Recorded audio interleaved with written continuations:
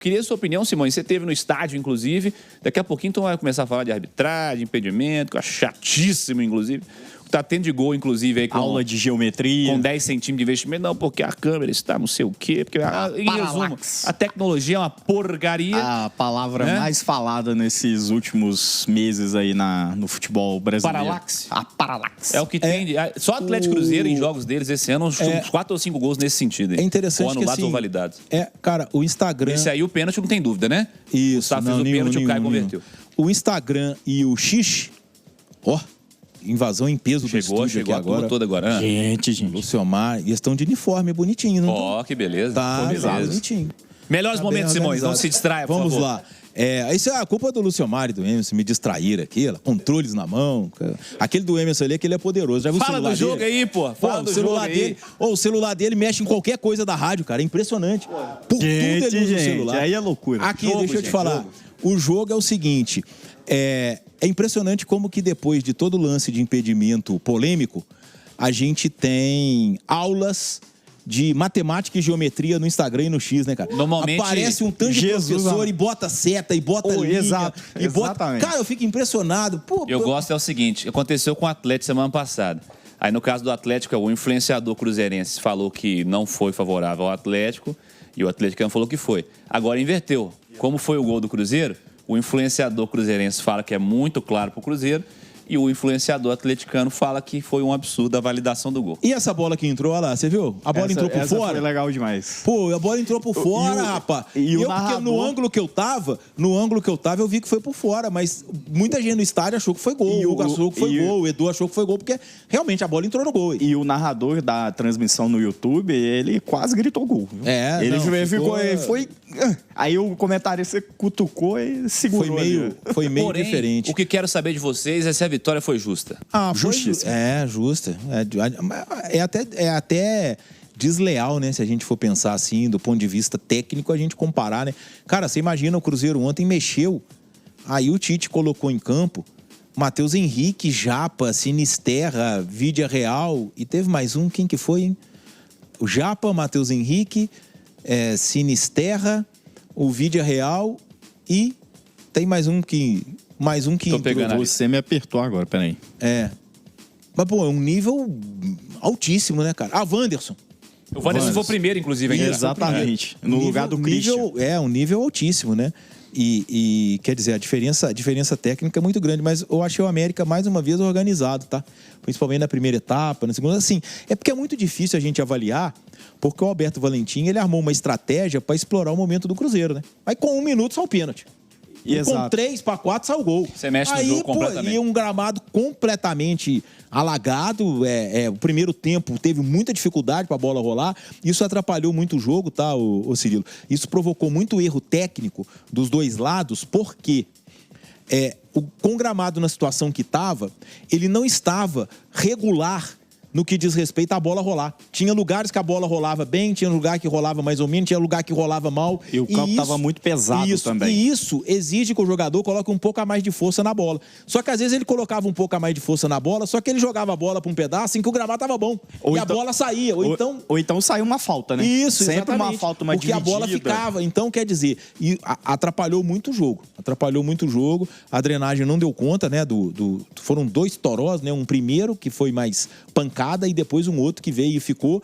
Mas, de toda forma, assim, o Cruzeiro está muito longe ainda do que pode ser o Cruzeiro e do que era o Cruzeiro de 2025. Mas, de toda forma, foi uma resposta interessante e o crescimento técnico de alguns jogadores. Eu acho que isso é muito importante. Claro que tem a questão física também, mas eu acho muito difícil que de quinta-feira para ontem, os caras tenham melhorado fisicamente, né? Até porque eles não treinaram, né? Porque sexta era o dia seguinte de um jogo e sábado era a véspera do outro. O Gerson, eu acho que já começou a ser um pouco de Gerson, embora ainda esteja muito longe. Mas ele já tinha feito um bom primeiro tempo contra o Curitiba. Ele foi uma das boas peças do Cruzeiro naquele primeiro tempo. O problema foi o segundo, né? Isso. Ele foi muito mal. Ainda falta, não é só pro Gerson, é para todo mundo, né? Todos, mas o Kaique, eu acho que subiu, o Fagner melhorou, o Fabrício Bruno. Bruno voltou a ser o zagueiro da recomposição, salvou uma bola ali, que era um gol do Paulo Vitor. Uma cobertura impressionante dele. Isso. Ele tirou a bola no momento. É nesse sentido. O Caio Jorge, né? Ganhando confiança, o cara que faz o gol ganha confiança e partindo para cima e E aí, e o Matheus Pereira mantendo o nível dele, que o Matheus Pereira eu acho que era assim, talvez dessas grandes peças do Cruzeiro, o único que está mantendo um nível parecido com o do ano passado desde o início, né? Desde sempre. Exato. Gostou do jogo, Rafa? Achou um bom jogo e resultado justo? Gostei bastante do jogo e achei justo. E assim, ontem, depois da partida, o Tite deu uma declaração na coletiva que ele esclareceu uma questão que, assim, tá aí sendo pauta em vários debates. Onde joga o Arroio? O Arroio joga no lado esquerdo, joga no lado direito. E o Tite esclareceu que o jogador mesmo prefere jogar pelo lado direito, é onde ele se sente mais à vontade. E essa discussão toda começou a ser levantada por conta que o ano passado o Jardim usava ele muito pelo lado esquerdo, onde ele jogava com a perna ali para fazer um cruzamento, né? Porque ele perdeu o Wanderson e não queria mexer no Christian. Exatamente. E aí o Tite esclarece o motivo dele escalar ele pelo lado direito, o Christian pelo lado esquerdo. O Christian também gosta de jogar daquele lado.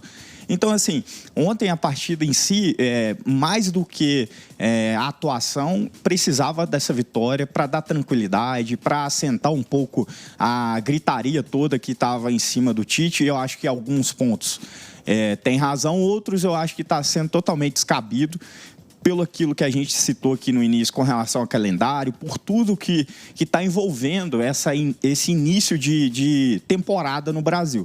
E assim, ontem o Cruzeiro, principalmente Gerson, gostei muito da atuação dele, Matheus Pereira, e assim, o Caio Jorge tem o perfume do gol, né? É impressionante, muito bem colocado. O segundo gol do Cruzeiro é uma jogada bem trabalhada, onde o Caio Jorge investe uma bola lá no Fagner. O Fagner racha o Matheus Pereira no meio campo, Arroio, e o Arroio faz o cruzamento e o Christian atacando a área e complementando de cabeça pro Caio Jorge fazer o gol e dar toda aquela polêmica da nossa aula de geometria. Gol, pelo que a gente acompanhou aí do VAR, bem validado. Então, assim, para mim, gostei muito da atuação e gostei mais ainda que o Cruzeiro não se perdeu tanto na concentração no segundo tempo, quanto também na questão da parte física. Eu acho que o Cruzeiro não sentiu tanto. O jogo foi muito truncado também, viu, Cirilo? Pois é, até pela questão do gramado que vocês explicaram, clima, né?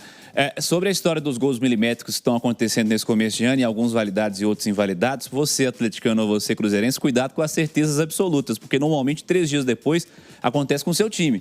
Exatamente. Me lembro realmente num gol do Coelho anulado recentemente. Ah, verdade. Na Arena MRV, num lançamento contra do o Everson, Palmeiras, né? Não foi? Isso, lançamento. Exato. Primeiro toque na bola do Coelho. Exato. E foi uma anulação milimétrica. E naquela discussão, era certeza absoluta que o gol foi mal validado.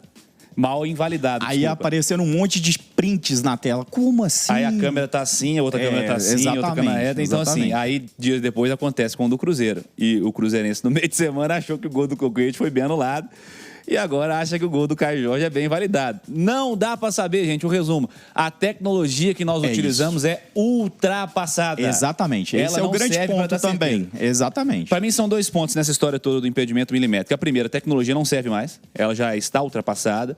Não resolve o problema mais. O grande ponto é o semiautomático. Esse é um ponto. A tecnologia é ultrapassada. E o outro ponto que, para mim, eu acho que já está em discussão, mas que mereceria avançar mais rapidamente não há qualquer tipo de vantagem para o atacante nesse tipo de lance. Que ele está 5 centímetros impedido ou em condição legal. Exato. Não faz sentido. Esse tipo de impedimento não faz sentido. Na minha visão, precisa ser rediscutido. Mas é a minha opinião só. Precisa ser rediscutido na minha visão. Vocês acham que faz sentido? A FIFA até... Impedimento de 5 centímetros? Não. Inclusive tem um projeto de engrossar a linha, né? Exatamente. Existe esse ponto aí. Só que aí tem a questão também, né? Se você mexe nessa questão de impedimento, você mexe muito na estrutura do jogo, né? E aí os treinadores vão ter que quebrar a cabeça para poder, caso seja aprovado. Porque aí se você deixa a linha um pouco maior, mais grossa, no caso, você vai gerar uma questão da defesa, ela vai ter que se posicionar de forma diferente para receber esse lançamento, para deixar o jogador impedido. Isso tudo mexe na estrutura do jogo. Esse é o grande ponto de discussão da FIFA. O corpo do defensor não se chocar com o corpo do atacante. Outro ponto importante também, para mim serve. Mas mesmo que seja no modelo atual, com a tecnologia atual que tem, eu acho que existe um ponto que ele é fundamental para poder se minimizar todas essas polêmicas. A transparência. Se o processo é transparente, por exemplo, vamos pegar o caso da Conmebol. A Conmebol não divulga todos os áudios e vídeos de análise de lances polêmicos das competições dela? Não divulga? Sim. Teve a expulsão da Libertadores lá do menino... No Pulgar, a não expulsão do Pulgar. Expulsar do Pulgar. Eles não divulgam? Sim. Tem lance polêmico, não divulga? Qual o problema de divulgar? Até porque isso é até didático, sabe? Isso é até didático. E, de repente, o VAR pode ter um ângulo que mostre que ele tinha razão. Né? Porque eu não acho que o VAR opere só com as câmeras da TV. Eu acho que ele tem câmeras exclusivas. Não é. Né? Então, ele pode ter um ângulo... O VAR, por exemplo, pode ter um ângulo, né, que mostre, ou pode chegar à conclusão... Ele vai ter esse ângulo. Ele só precisa ser disponibilizado na transmissão. Ou ele pode chegar à conclusão, os caras podem chegar à conclusão e dizer o seguinte, olha, na nossa análise, é impossível ter a visão de onde está o joelho do Caio Jorge, porque o braço do Christian tampa o joelho dele na imagem, tá? Então, diante disso, a gente não consegue traçar no joelho dele. O último ponto que nós temos dele é o bico da chuteira. Pelo bico da chuteira, ele está na mesma linha do jogador do América. Então, como a gente não consegue cravar, vale isso, que é a mesma linha, a decisão de campo. A decisão de campo, Exato. entendeu? É muito simples. É igual a história lá do lance do Bernard no clássico Atlético e Cruzeiro. A arbitragem de vídeo, ela pode ter uma interpretação de que não foi pênalti. Mas isso precisa ser mostrado. Porque não existe crime nenhum. O cara pode achar que não foi. Eu acho que foi. Mas o cara do VAR pode achar que não foi. E o futebol tem muito da interpretação. Eu, por exemplo, acho que não. Pois é. Então, o vídeo não é mostrado, o árbitro não falha e vai ficando por isso mesmo. Exatamente. E segue a vida. Como falta a transparência, sobra a desconfiança. É isso. Porque, entendeu? O torcedor fica perdido. E aí, daqui a pouco, começa a Copa Libertadores pro Cruzeiro, a Copa Sul-Americana pro Atlético, e quando acontecer um lance igual do Coelho, quando acontecer um lance igual do Caio Jorge, o torcedor, 2 dias depois do jogo, vai ter lá no site da Conmebol o áudio do árbitro de vídeo analisando o lance e explicando por que ele achou que era isso ou aquilo. E no Campeonato Mineiro a gente não tem. Quer dizer, é isso. Então, eu acho que o ponto principal de tudo é a transparência. Primeiro que o erro a gente não pode tratar como algo normal ou natural, mas o erro existe. Nosso, da arbitragem, do jogador, do treinador, existe. O erro faz parte da vida de todo mundo, tá? Mas numa coisa que é tão importante, e é importante, porque trata com a paixão do torcedor, trata com uma classificação à semifinal, a gente sabe o valor que tem um título mineiro, aliás, que não tem um título mineiro para quem perde. Eu acho que o peso é maior para quem perde do que positivo para quem ganha, entendeu? E aí, a federação não libera. Quer dizer, é um simples exercício de transparência. E aí, você acaba com a desconfiança. Aí vira interpretação. E aí o torcedor pode dizer que a interpretação dele era essa, mas todo mundo vai ter acesso ao que a arbitragem de vídeo achou daquele lance e analisou daquele lance. E eles podem ter ângulos que a transmissão não tem, que mostrem que foi ou que não foi. Mas, infelizmente, em Minas Gerais isso não é divulgado. Vamos trazer personagens aqui para a resenha, para a gente fechar o assunto Cruzeiro e América. Vamos trazer primeiro o Paulo Assis para fechar o assunto da arbitragem. O Paulo Assis falou da arbitragem ontem no pós-jogo, falou que ia pedir acesso ao vídeo, etc. e tal. O diretor, o homem do futebol aí do América, o Paulo Assis, falou no nosso pós-jogo ontem na Itatiaia. Vamos ouvir a análise do lado americano. Vou ser breve aqui, eu não costumo falar, mas acho que é importante a gente registrar uma situação hoje da arbitragem, né, especialmente em relação à não anulação do segundo gol do adversário, né? Bom, a gente sabe que nosso VAR ainda não é o semiautomático, então existe ainda interferência, necessidade de intervenção humana na decisão, e nos parece que foi escolhido uma linha exatamente onde o atleta do adversário não ficava impedimento, né? Então a gente vai pedir o áudio do VAR, né, para a gente entender, né, como é que essa decisão foi tomada, mas nos preocupa bastante, né, que tenha sido dessa forma. Claro que isso afetou o resultado do jogo, não estamos aqui de forma alguma tirando o mérito da vitória do Cruzeiro, mas aproveitar que a competição ainda não terminou, que dá tempo da comissão de arbitragem, né, tentar evoluir e amadurecer esse tipo de decisão, mas que fica aqui registrado os protestos do América e que a gente vai tomar as providências cabíveis. Obrigado. Aí o Paulo Assis, diretor executivo do América. Agora vamos voltar pro jogo. Tite, comentou ontem também no nosso pós-jogo, fez uma análise da partida, a importância da vitória e da liderança, né, nesse momento. E ele falou justamente sobre a sequência de trabalho também, a importância disso para chegar ao sucesso, porque a pergunta que foi feita foi, não me recordo quem fez, inclusive, perguntou, disse que, olha, pelo que nós apuramos aqui antes do jogo, mesmo que você perdesse o jogo hoje, você estava prestigiado, ia permanecer, etc. e tal. E o Tite falou dessa importância da continuidade de trabalho também. Vamos ouvir. Eu olho primeiro o desempenho, né?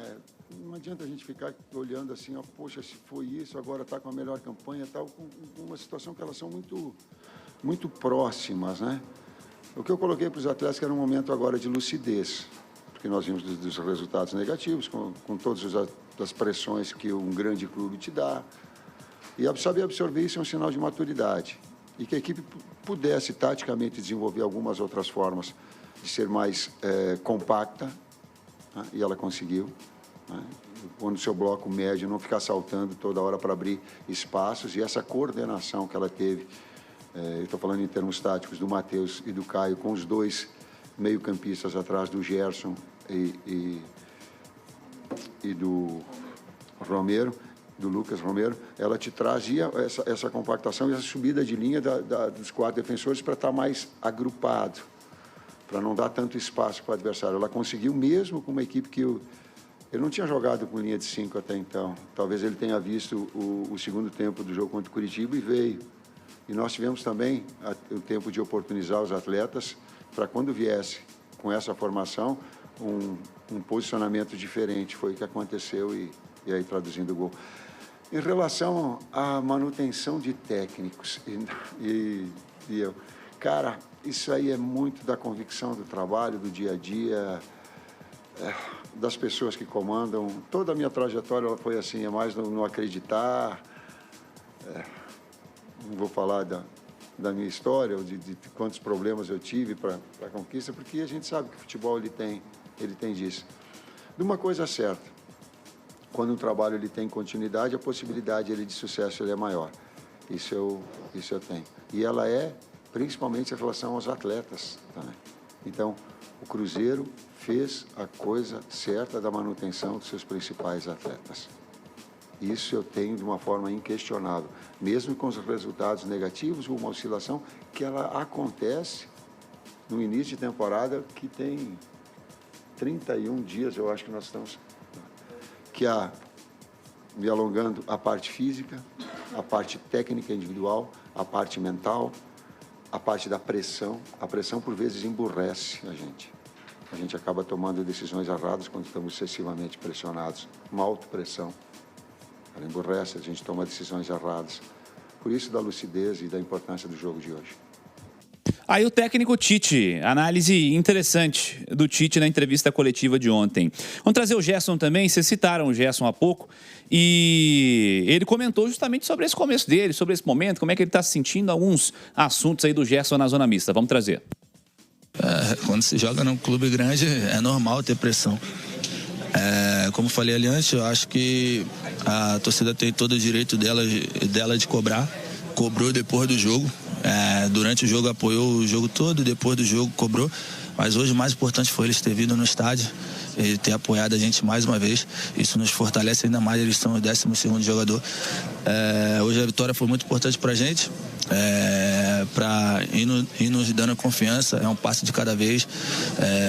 A partir de amanhã a gente já começa a pensar no nosso adversário, onde vai ser um jogo muito difícil e uma outra competição onde a gente precisa somar pontos. A gente conhece, né, suas características, que você consegue atuar em várias partes do campo.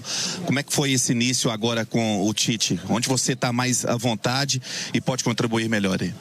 Eu acho que eu já falei isso. Quando eu era mais jovem eu tinha preferência de posição, mas hoje em dia eu não tenho. Estou feliz por estar evoluindo, que isso que é o mais importante no dia a dia. Conhecendo mais meus companheiros também, isso acaba facilitando mais as coisas também. E cara, estou feliz hoje, estou feliz pela partida, por ter ganho meu primeiro jogo no Mineirão, né? Isso é importante.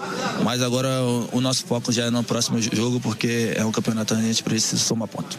Gerson, essa maratona de jogo em cima de jogo, né?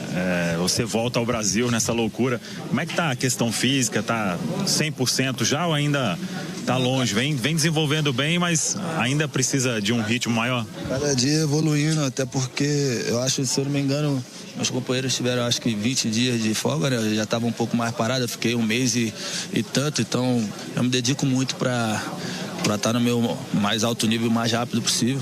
As coisas estão acontecendo, a cada jogo, a cada treino eu venho evoluindo, venho melhorando, os números dizem isso, né? Então é isso, você tá focado e tá trabalhando para continuar evoluindo.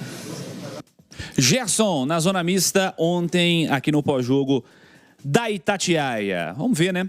Como é que o Cruzeiro vai se comportar nessa quarta-feira contra o Mirassol. Para fechar o assunto Cruzeiro e pularmos para o assunto Atlético, até porque já vamos falar de brasileiro também, tem favorito Mirassol e Cruzeiro quarta-feira, Silveira, você acha? Acho que não. Acho que é bem parelho, viu? Por tudo que está acontecendo nesse início de temporada. O Mirassol empatou com o Remo, acho que tá bem até no Campeonato Paulista, e o Cruzeiro vem aí oscilando. Acho que é um jogo 50-50, de verdade, viu, Cirilo? O Mirassol, neste fim de semana, foi jogar contra o Capivariano fora de casa. Deixa eu até ver a formação do Mirassol aqui para saber se eles botaram reserva. Deram uma rodada no time, não deram? Porque ele perdeu lá deu uma rodada no time. Todo reserva. Perdeu pro Capivariano, né? Por 1-0. Aí fez a escolha, né? Fez a escolha o Mirassol. Tá certíssimo. Tá, eu acho que tá certo mesmo. Acho que tá certo. Acabou colocando em xeque ali a sua classificação, mas o Campeonato Brasileiro se torna mais importante. E né? o Mirassol tá em Libertadores. O Mirassol tá na 11ª posição, com ainda 8 pontos. 2 pontos de diferença para a zona de classificação. Exatamente. Mas fez a escolha dele nesse fim de semana. E eu acho que tinha que fazer mesmo. Exato. Acho que tinha que fazer. Mirassol tem a Portuguesa na rodada final. Tem favorito, ô Simões, quarta-feira ou pouca distância entre os dois nesse momento de temporada? O Cirilo, acho que assim, eu acho que tem favorito para não perder, que é o Mirassol.